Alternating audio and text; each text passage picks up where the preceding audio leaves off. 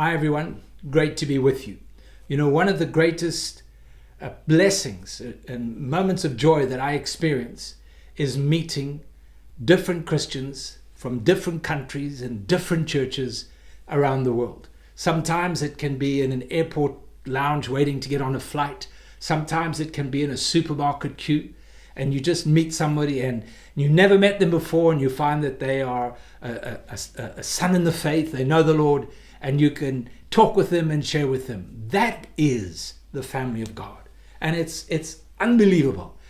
All the different people, colors, languages, it's just so amazing. Recently, I was talking to an Indian man. I met him in a shop, and he was serving me and helping me. And he just said something, and I thought, you know what? I'm just going to take the launch here. And I said to him, are you a believer? I didn't know if he was Muslim or Hindu, whatever. And he said, yes, I love Jesus. I'm born again. And you know, we forgot the business, we forgot everything else, and we just talked, and it was a wonderful moment, a wonderful exchange. That's the family of God.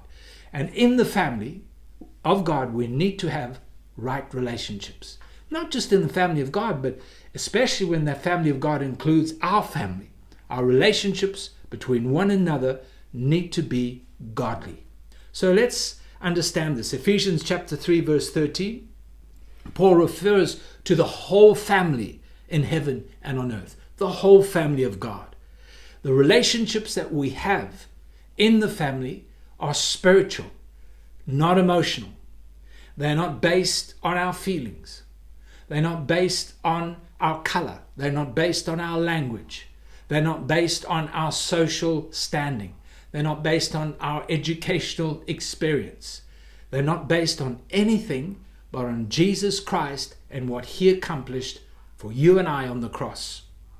Do you remember in John chapter 19 that when Jesus was on the cross and he looked down and he saw his mother, there were disciples standing around, and one of them whom he loved, we believe it was John, he said to his mother, and Jesus said to his mother, woman, this is your son. And he said to the disciple, this is your mother. And from that hour, the disciple took her into his home. The cross changed everything. And when as believers we come to the cross and we're born again, it changes everything. So the relationships I have with people are spiritual relationships. And I must guard that. I must protect that. I must walk in that. If I don't understand the spiritual relationship, then I get emotional and my feelings get involved, and it blocks me and it blocks you from walking in the plans and the purposes of God. So I want to remind you, we're in a great family, but let's stay in the spirit of what Jesus has done. God bless you.